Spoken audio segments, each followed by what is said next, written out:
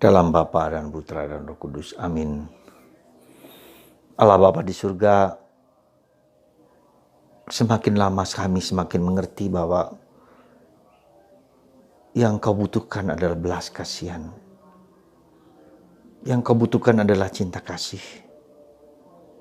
Bukan hal-hal yang remeh, yang kecil, yang sederhana, yang tidak berarti.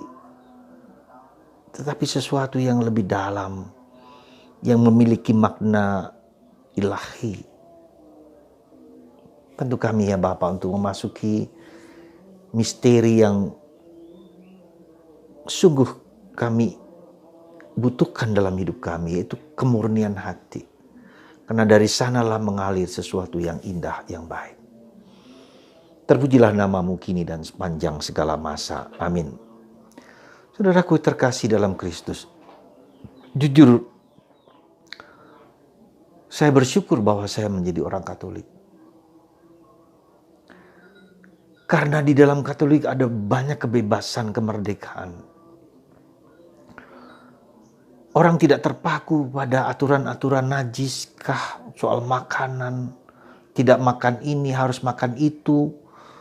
Harus begini, harus begitu. Bagaimana harus berdoa dan seterusnya. Soal yang remeh-temeh, yang apalagi soal makanan. Gak boleh ini. Karena itu menajiskan. Dan Yesus memberikan peneguhan, mengatakan bukan apa yang masuk dalam mulut kita. Karena itu akan keluar ke jamban. Tapi apa yang keluar dari hati kita yang terdalam. Itulah yang menajiskan. Karena dari dalam muncul segala yang jahat. Tapi juga segala yang baik. Pikiran-pikiran yang jahat. Perasaan-perasaan yang ngeres. Kebejatan. Ya, kemauan yang tidak teratur. Ya, membenci orang. Menafsui orang dan seterusnya. Itu dari dalam, mulai dari dalam. Bukan dari luar, bukan dari apa yang kita kelihatan. Ketika kita melihat orang, tetapi direkam dan difilter dalam pikiran, dalam perasaan, dalam batin kita. Seandainya orang itu memakai baju yang mungkin seksi atau apa, ya mungkin itu mempengaruhi pikiran dia. Dari pikiran dia muncul gagasan-gagasan tertentu. Jadi bukan orang itu yang salah, tapi pikiran kita, mindset kita, cara pikir, cara pandang, cara perasaan kita.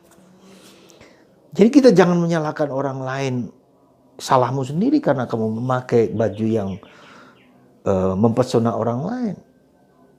Bukan itu. Ya. Dan inilah Yesus melihat segala sesuatu dengan murni, dengan jelas. Orang kan tidak begitu. Kita kan begitu. Yang mudah sekali tergoda oleh hal-hal di luar dan kita menyalahkan si A, si B dan orang lain. Apapun pengaruh lingkungan, tidak begitu. Jadi dengan kata lain, apa yang menjadi poin penting dalam perjalanan hidup kita, perhatikan apa yang di dalam batin kita. Yesus bilang,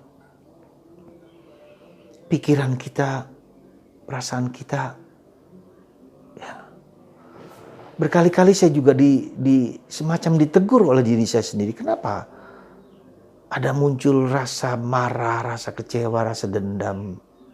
Oh, dari mana akarnya itu? Mengapa muncul hal seperti itu? Maka dicoba dipikirkan, dipersembahkan. Ya.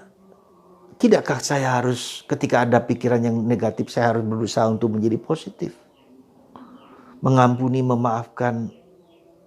Dan melihat hidup itu adalah misteri yang tidak bisa tidak tergantung dari apa yang kupikirkan. Apa dunia akan berjalan dan saya akan mati, meskipun saya mati tetap jalan, tidak tergantung dari saya. Saya tidak bisa mengontrol orang lain. Maka perhatikan, sungguh sabda Yesus ini bukan apa yang dari luar yang menajiskan kamu, tapi apa yang dari dalam yang menajiskan kamu.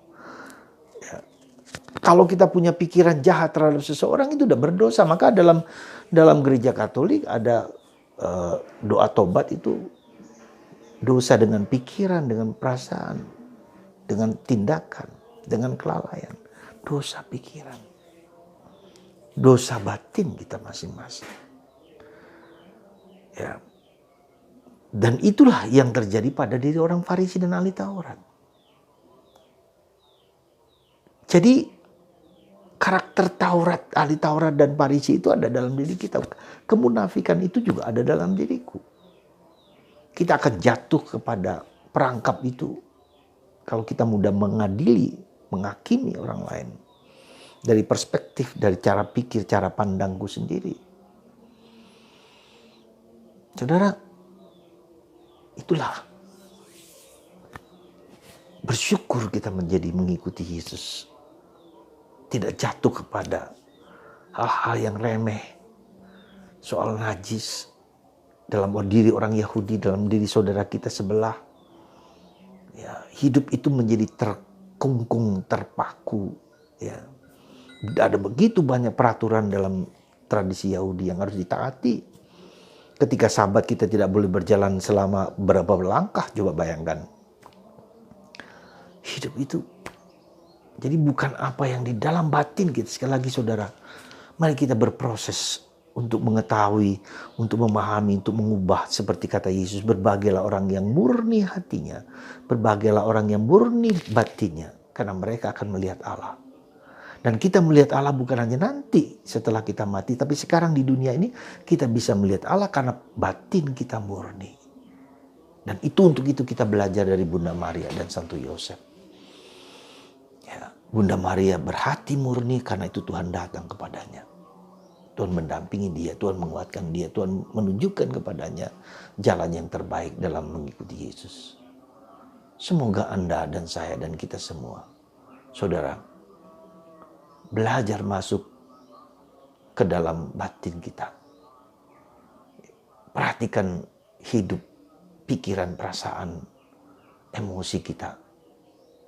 Apa yang membelenggu kita? Apa yang membuat kita marah, dan itulah yang harus kita olah dan kita persembahkan kepada Tuhan.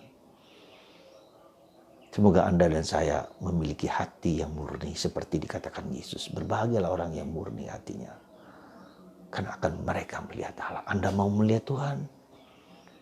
Saya yakin pasti Anda mau, dan saya juga mau. Dengan mata batinku, dengan mata imanku, kita sudah melihat Tuhan.